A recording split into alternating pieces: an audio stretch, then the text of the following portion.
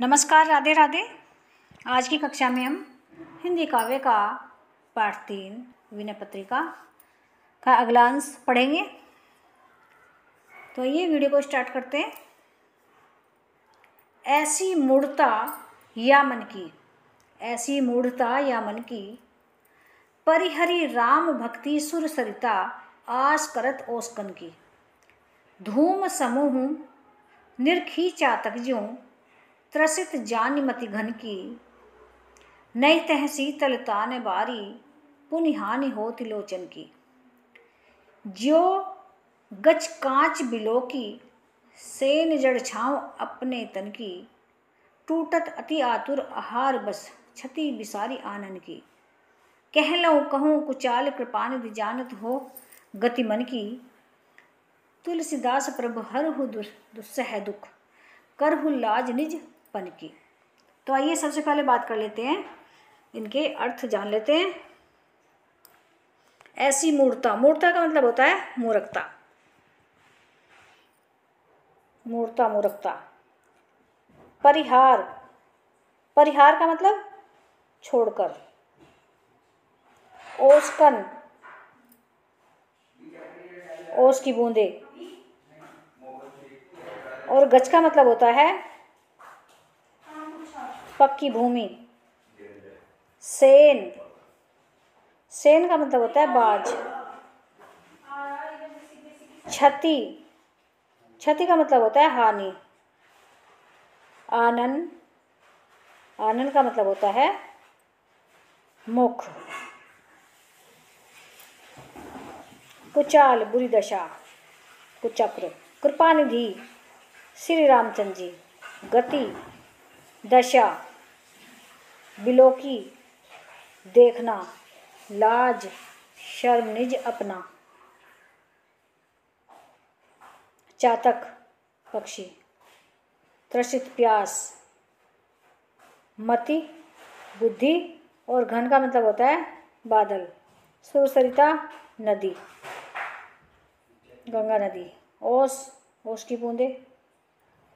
शीतल ठंडी। टूटत टूटना। अति का मतलब बहुत अधिक। आतुर व्याकुल।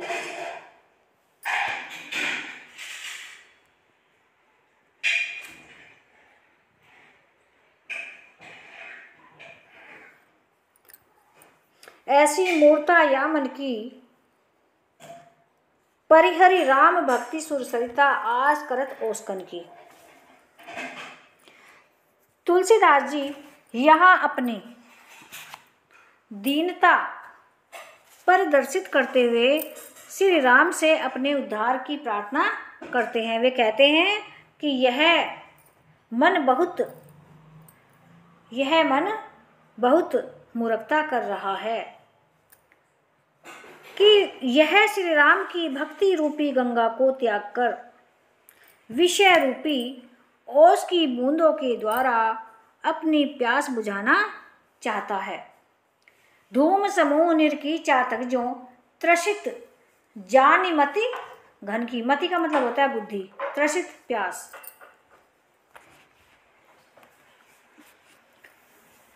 यह श्री राम की भक्ति रूपी गंगा को त्याग कर विषय रूपी ओस की बूंदों के द्वारा अपनी प्यास बुझाना चाहता है। इसका यह व्यवहार ऐसा ही है जैसे प्यासा पपीहा।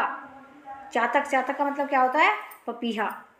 चातक पपीहा यानी कि प्यासा पपीहा धुएं के गुब्बार को देखकर उसे बादल समझ लेता है और पानी के लिए उसी की ओर टकटकी लगाए लगातार देखता रहता है। नहीं तह शीतल ताने बारी पुनिहानि होति लोचन की। लोचन का मतलब होता है नेत्र, आँख। परंतु उसको निराश ही होना पड़ता है।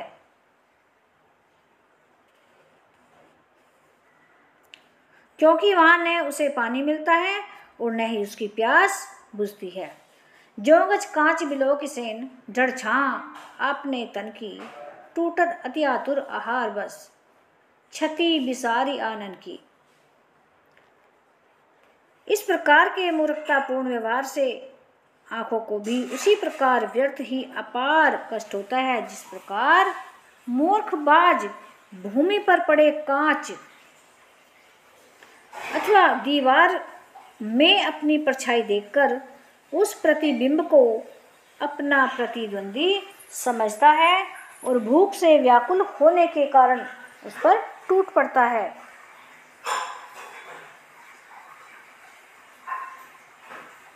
कह लो कहो कुचाल कृपानिधि, जानत हूँ गति मन की। तुलसीदास प्रभु हरहु दुसह दुख, करहु लाज निज पन की। ऐसा करते हुए उसको ध्यान ही नहीं रहता कि वहाँ टक्कर मारने पर उसके मुख में ही चोट लगेगी, उसकी चोंच में ही चोट लगेगी। हे कृपा के सागर प्रभु, मैं अपने इस मन के दोषपूर्ण एवं तुच्छ कर्मों का वर्णन कहाँ तक करूं? आप अंतर्यामी हैं, इसलिए आप मुझ सेवक के मन की बात को भली प्रकार जानते हो। अंत में तुलसीदास जी श्री राम से अपने उद्धार की प्रार्थना करते हुए कहते हैं कि हे प्रभु, शरणागत का उद्धार करने की अपनी प्रतिज्ञा पर विचार करते हुए आप इस भयंकर दुख से मेरा उद्धार कीजिए।